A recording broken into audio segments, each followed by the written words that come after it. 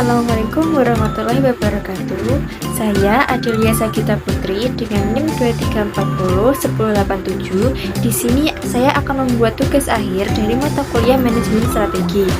Di sini saya akan mempresentasikan hasil review artikel yang berjudul Ekstensi Usaha Kuliner melalui Efektivitas Strategi Pemasaran Pasca COVID-19. Ini studi kasus daripada Jeffrey Kediri yang diterbitkan oleh Rafiqain Novia Ayuwanti dan Ade Novaldo Pratama. Langsung saja pada soalan yang pertama, yaitu analisis lingkungan eksternal menggunakan Potteries 5 Forges dan implikasinya terhadap posisi yang kompetitif. Berdasarkan isi artikel, tingkat persaingan antar pelaku usaha di industri kuliner, khususnya fast food lokal, tergolong tinggi. Hal ini ditunjukkan dengan banyaknya usaha kuliner sejenis yang bermunculan di kota Kediri pasca COVID-19. Kondisi ini membuat Jeffrey harus bersaing tidak hanya dari sisi harga, tetapi juga dari inovasi produk dan layanan. Ancaman pendatang baru juga relatif tinggi karena bisnis kuliner memiliki hambatan masuk yang rendah, modal yang tidak terlalu besar dan mudah ditiru. Daya tawar konsumen cukup kuat karena konsumen memiliki banyak pilihan alternatif makanan dengan harga dan kualitas yang bersaing, sehingga loyalitas pelanggan menjadi tantangan. Daya tawar pemasok cenderung cenderung sedang karena dikarenakan bahan baku seperti ayam, bumbu relatif mudah diperoleh, namun tetap terpengaruh oleh fluktuasi harga. Sementara itu, ancaman produk substitusi atau threat of substitutes cukup tinggi karena konsumen bisa dengan mudah beralih ke produk kuliner lain.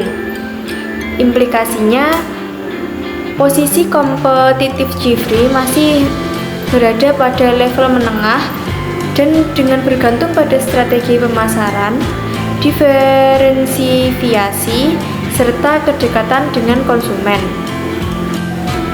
Lalu dari soalan yang kedua, yaitu analisis sumber daya dan kapabilitas menggunakan pendekatan Research Based View atau RBV, termasuk identifikasi FRIN.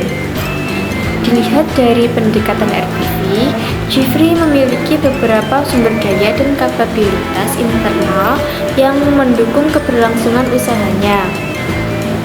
Sumber daya yang valuable atau bernilai antara lain lokasi yang strategis, kecepatan pelayanan, kepatuhan terhadap protokol kesehatan, serta variasi produk yang cukup beragam. Dari sisi rare atau kelangkaan, belum semua pesaing memiliki konsistensi tenaga kerja dan pelayanan yang cepat dan stabil seperti Jeffrey. Meskipun keunggulan ini masih mudah untuk dikejar oleh kompetitor, untuk aspek inimitable atau sulit ditiru ini, Jeffrey masih tergolong lemah karena belum memiliki ciri khas produk yang kuat, sehingga relatif mudah untuk ditiru oleh pesaing. Dari sisi yang tidak mudah untuk digantikan, kepercayaan pelanggan dan kualitas pelayanan memiliki potensi menjadi aset strategis jangka panjang apabila dikelola dengan baik. Secara keseluruhan, Jeffrey memiliki modal internal yang cukup, namun belum sepenuhnya memiliki kriteria FRIN secara optimal. Untuk soal yang nomor 3, pilihan strategi korporasi dan strategi bisnis yang rasional.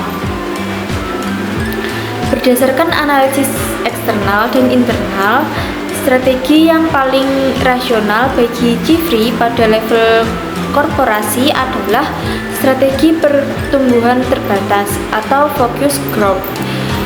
Dengan memaksimalkan pasar lokal sebelum melakukan ekspansi yang lebih luas. Sementara itu, pada level bisnis, strategi yang tepat adalah strategi diferensiasi fokus atau focus differentiation, yaitu menargetkan segmen pasar tertentu pada pelajar dan mahasiswa dengan produk ayam crispy yang memiliki cita rasa yang khas dan level pedas yang variatif. Strategi ini selaras dengan hasil analisis SWOT dalam artikel yang menempatkan strategi SO sebagai pilihan utama, yaitu memanfaatkan kualitas internal untuk menangkap peluang pasar melalui pemasaran online dan peningkatan kualitas layanan. Lalu yang keempat yaitu trade-off strategis dan risiko utama dari pilihan strategi. Dalam menerapkan strategi diferensiasi dan pemasaran digital, manajemen Jifri harus menghadapi trade-off antara biaya dan inovasi, penguatan promosi online, pengembangan ciri khas produk, serta kerjasama antara aplikasi pesan antar, membutuhkan tambahan biaya dan sumber daya. Risiko utama dari strategi ini adalah meningkatkan biaya operasional yang dapat menekan profitabilitas jika tidak diimbangi dengan peningkatan penjualan. Selain itu, terdapat risiko ketergantungan pada platform digital dan perubahan preferensi konsumen yang cepat, sehingga Jifri harus tetap terus adaptif dan inovatif agar tidak tertinggal dari pesaing. Selanjutnya yang kelima yaitu peta implementasi strategi dari aspek struktur, teknologi, dan budaya. Untuk mengimplementasikan strategi secara efektif, Jifri perlu melakukan penyesuaian. Penyesuaiannya bisa berupa struktur organisasi dengan pembagian tugas yang lebih jelas, terutama pada fungsi pemasaran dan operasionalnya. Dari sisi teknologi, pemanfaatan media sosial harus ditingkatkan secara konsisten dan terencana, termasuk untuk menjalin kerjasama dengan layanan pesan antar online untuk memperluas jangkauan pasar. Selain itu, penggunaan sistem transaksi non-tunai juga perlu dioptimalkan. Dari aspek budaya organisasi, Jifri ini perlu menanamkan budaya pelayanan yang cepat, inovatif, dan berorientasi pada kepuasan pelanggan kepada seluruh karyawan juga. Dengan roadmap ini, strategi yang dirumuskan tidak hanya berhenti pada perencanaan, akan tetapi dapat dijalankan secara berkelanjutan. Yang selanjutnya, kesimpulan dari hasil review, Jifri ini berada pada industri kuliner dengan tingkat persaingan yang tinggi, sehingga perusahaan dituntut untuk memiliki strategi yang tepat agar tetap bertahan. Ancaman dari pesaing, produk substitusi, serta daya tawar konsumen yang kuat membuat Jifri perlu fokus pada penguatan strategi pemasaran dan pelayanan untuk menjaga posisinya di pangsa pasar. Dari sisi internal, Jifri memiliki beberapa keunggulan seperti lokasi yang strategis, pelayanan yang cepat, dan variasi produk. Namun, keunggulan tersebut belum sepenuhnya menjadi keunggulan bersaing jangka panjang, dikarenakan masih mudah ditiru dan belum didukung oleh ciri khas produk yang kuat. Oleh karena itu, strategi yang paling rasional adalah diferensiasi fokus melalui pemasaran digital, peningkatan kualitas pelayanan, dan inovasi produk.